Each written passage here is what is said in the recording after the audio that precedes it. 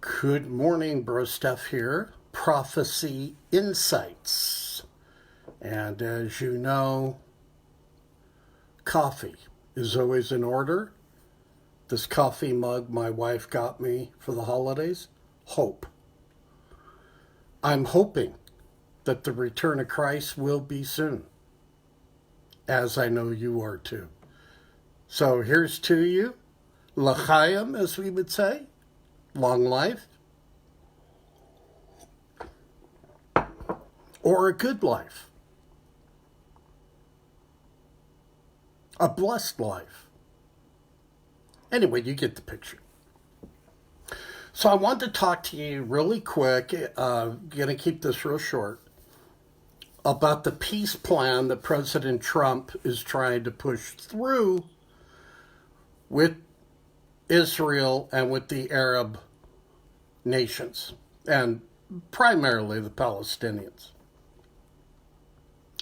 Here's the long and short of it. I'm just going to summarize it for you, okay? Here it is.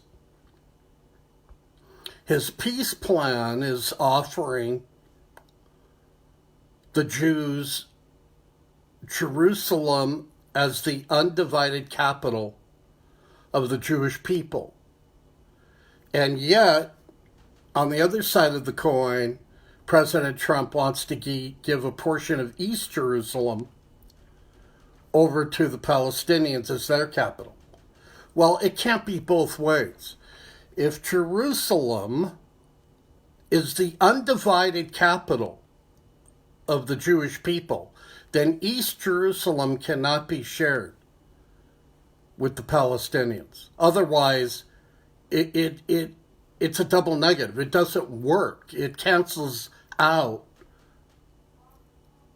what the president is trying to do. That's number one. Number two, any peace plan that is offered up at this point by any president or anyone other than the false Messiah or the Antichrist is not going to have sticking power. It's not going to work.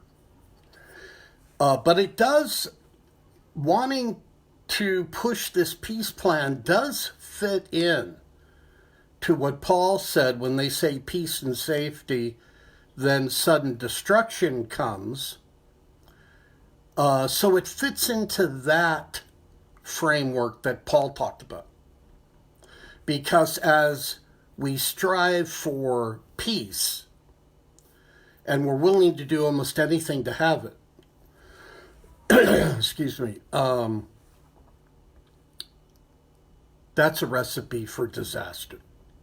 And we've seen that over the last 70 years with Israel. Trying to work out a peace always creates more friction, wars, and more death. So what does this really mean, this peace effort? Here's what it really shows us. Just read Zechariah chapters 12 through 14. And it's plain as day that until the Prince of Peace, Jesus Christ, Yeshua HaMashiach, until the Messiah, Jesus, returns and walks through over the Mount of Olives into the eastern gate, into Jerusalem, into the temple, until he starts his messianic kingdom at his second coming, there'll be no peace. The Bible clearly teaches this. And so that's what this peace plan points to. It, in a sense, is kind of a false peace because it's not the peace that the Messiah will bring. Look, let me say it another way.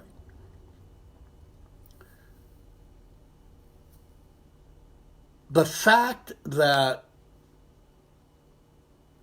okay, why do the Arabs want the Jews out of Israel? Why do the Arabs want what doesn't belong to them? Why do the nations rage, Psalm 2, rage against Israel? What is driving this need to have what doesn't belong to them? Now, many think, well, the Jews are wealthy. They have great wealth in Israel, especially now with the oil and the gas discoveries. And so they just say, well, the nations want the wealth that Israel has. They want the technological advances that Israel has. What's at the core of it is hate. That's what's driving. See, the Arabs and the nations around Israel, the nations in the EU, Turkey, etc., these nations don't want really anything from Israel. But they hate Israel with a spiritual hatred that is locked up in their hearts. And this is why, though man try as hard as he can to want to bring about peace, peace will not stick and be possible by us, by those that are alive and well here on planet Earth right now. We don't have the capacity to change a man's heart. Only God can do that. That's why there'll be no peace until the Prince of Peace, according to Zechariah, it's the Prince of Peace that has to return in order for there to be a true and lasting peace. Only Jesus Christ, the true Messiah, only he can change the heart of man. The anti-Semitism and the hatred of the Jews, which is encouraged by the evil one, by Satan himself, that can only be subdued by God himself. Man doesn't have the capacity to do it. That's why no peace plan will ever work. And it's an exercise in futility. I mean, we try to make peace because peace is a good thing to strive for. I'm not knocking that, but I'm just saying to all of you believers out there, don't be shocked when a peace plan doesn't work or materialize. It's God that has to deal with this, 4,000-year problem between the Arabs and the Jews that started with Abraham, that started with Ishmael and Hagar, etc. Only God can deal with that level of hate. So it's hate that's driving all this. Not the desire for land, not the desire to just have the Jews move out of Israel. That's just window dressing. The truth is, they hate the Jews because that's what's in their heart. And that's what's so bad about anti-Semitism. It shows a heart that's darkened with hate. Now, if you're a born-again believer in Jesus Christ, then God has changed your heart through his Holy Spirit. And therefore, you can, before you knew the Lord, if you hated the Jews, you probably don't hate them any longer. If you do have a hatred in your heart toward the Jews and toward the Jewish Messiah, Jesus, who is Jewish, he didn't stop being Jewish because he went to heaven. If you hate the Jews, then you hate Jesus. You got a real problem and you have to check out your heart with God. And I would encourage you to ask for forgiveness and ask the Holy Spirit to help you get over that, to replace that hate with love. So So that's what I wanted to share with you today.